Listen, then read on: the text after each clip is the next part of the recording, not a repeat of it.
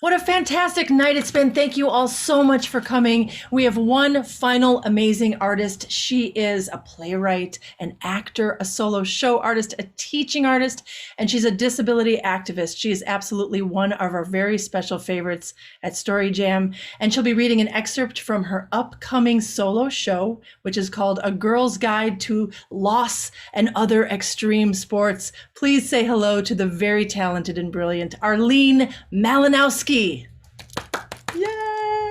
Hi, Stephanie. Thank you for creating such a wonderful platform for artists because, during this COVID, we don't have a chance to be in a theater, but it's nice to be here on with so many wonderful guests. So, my deaf mother says to me, Arlene, you sleep all afternoon. You still look so much tired. I've been working a lot. You should use the eye cream. You're not young anymore. So my mother has a tuft of white hair, which makes her look like a Q-tip. And she's wearing a shirt with squirrels frolicking across it. I like your shirt. I say this because I want to change the subject. Can you see the sparkle? I wish I have more shirts with the animals. Maybe monkey or bunny. I think that one animal's shirt is plenty, especially with sparkles. You're jealous. You sure you're okay? I'm good. I'm fine. I'm fine. What I don't tell my mother was that I was just beginning to stand up from a bone-ripping depression that knocked me down with the force of a fire hose. And right then I was experiencing a bad pocket of the chronic depression and panic disorder. I was popping Xanax just to get through the day. And I knew, even though my parents were deaf and all their friends were deaf or disabled, and even though I had a back full of titanium and a mobility disability and used a cane, that they would have a difficult time accepting a mental illness. My father's mother, my grandmother, committed suicide years before, and he and his family kept it secret for over 60 years. So I knew I couldn't possibly talk to them about this. Not now. I asked my parents in sign language, so what do you want to do when you're here? They take out a long list entitled Places Exciting. I didn't even know there were so many places exciting in Chicago. And even though I'm not feeling very well, I say, I'm happy to take you. What's the most important? They think, they debate, they decide. Millennium Park. Yes, it's fantastic. It's a good idea. Art Institute. It's beautiful. You're going to love it. And then, what? The American Doll Store, $148 for a plastic doll who doesn't even talk or move or pee? I mean, the only thing these dolls have got going for them is a backstory. The doll, Marisol Luna, realizes she is a born dancer. When her family moves from Chicago to the suburbs, Marisol uses her dance to help her persevere. Persevere in the suburbs? What, she can't bear the sight of another strip mall? But this is my parents' visit. But I'm so depressed. I faked the exuberance of Vanna White on Wheel of Fortune, even though we all know that when she turns those letters, she is just dead inside. In Millennium Park, I smile at my parents as the breeze sighs, and for a moment, I remember what it's like to be a happy girl wearing a pretty dress on a beautiful summer's day. From the tourist's guide, I sign, this is the bee. The book says it reflects the sky and the people and the building, and it helps people create their own spiritual dimension. My mother gives me this deaf face. Artists talk like that so they can get grant money. And then I point south to the Art Institute. This has so many famous works, like the American Gothic. My father makes this deaf face. You know, the painting of this farmer with that serious face. He has a pitchfork. My father looks at me and in his deaf voice says, "Oh, that married couple. Wife hairs the bun and she have a sour face too." "Daddy, I think that's supposed to be his daughter." "She looks bad. That's why she's still living at home." And no matter how depressed I am, it makes me laugh. In the art museum, the idea of gliding from one dark, quiet room to another sounds perfect. I just needed a few minutes of respite from this breezy chirping that I had to do, because having to perform happiness is exhausting.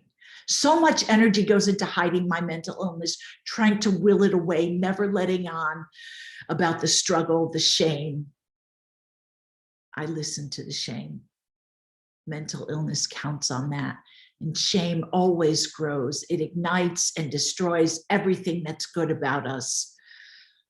And my depression creates a space between my authentic self and the self that I present to you and the world. During the really difficult pockets of my mental illness, there's also another space left, a void, because I'm not creating. And for me, creating is like coming home.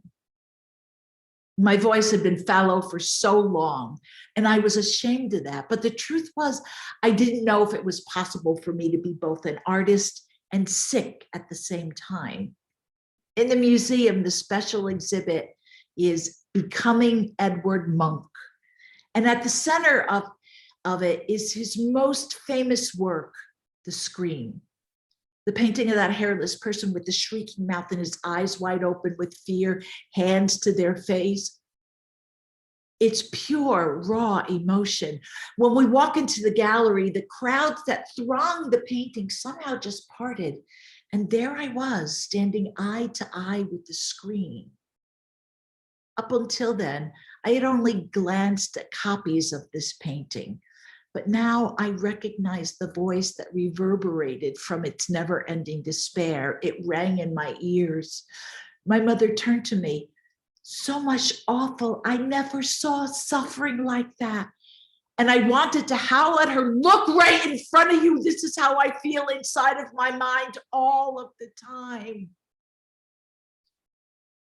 Next to the plaque to Munch's self-portrait, it reads, "Without anxiety and illness, I am a ship without a rudder.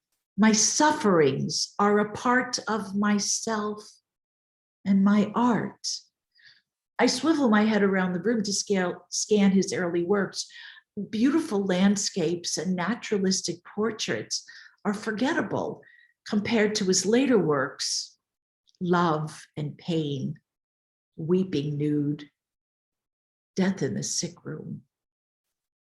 Munch had spent a lifetime beating back depression and madness, and he created some of the most iconic paintings in history. And then suddenly I think about the work of other artists who live with mental illnesses, the ones that I had only shrugged my shoulders at before, and now they whispered to me. I think about Sylvia Plath and bell jarring and Van Gogh. Oh, poor Van Gogh, and Tolstoy, Jesus Christ, Russia in the dead of winter, rewriting Anna Karenina for the 10th time in longhand. No wonder he threw her in front of the train. And I never related to the character of Blanche Dubras in A Streetcar Named Desire. I used to think, "Oh, Blanche, suck it up, you are a whiner." But now, thinking about how much crazy flew around Tennessee Williams' family tree, I sympathized with her. I mean, this is a woman in throes of panic attacks and a mental breakdown. And aside from being a Southern belle who could hold her liquor, I now recognized that we were the same person. But most importantly, I thought about how mental illness had formed these artists, changed the way they experienced the world, actually shaped their art. And then I thought about how many times each one of them must have gotten up from their beds to work, even when they weren't well. In the gift shop, My parents buy a Monk umbrella and a shot glass, even though they don't drink. And when we're leaving, my mother holds me and says, "You're the best daughter, number one. You give me good time." And I'm glad that I didn't let my authentic self ruin their vacation, because I realized that not every space between needs to be bridged by emotional honesty. There would be that time for that later. But now I understood that there was one place where I could be my authentic, true self, and that was in my work. That my work could be my rescue, my refuge, my respite, my redemption.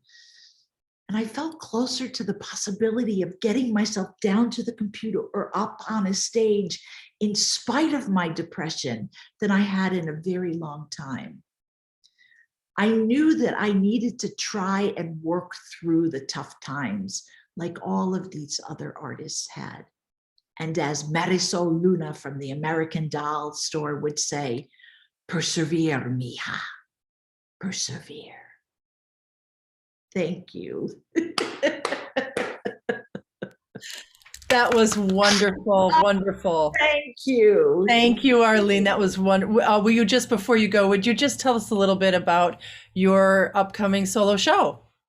Yes, it's called A Girl's Guide to Loss and Other Extreme Sports. And it examines loss of all kinds, unrequited love, not getting on the cheerleading squad, the loss of your health, the loss of your parents. And it looks at how we live with it, in spite of it, and because of it. Thank you so much for this opportunity. I love you. Thank you, Georgia, so much. We love you too, Arlene Malinowski. Thank you so much. Thank you. Thank you. Good night. Good night, everybody. And thank you so much for coming.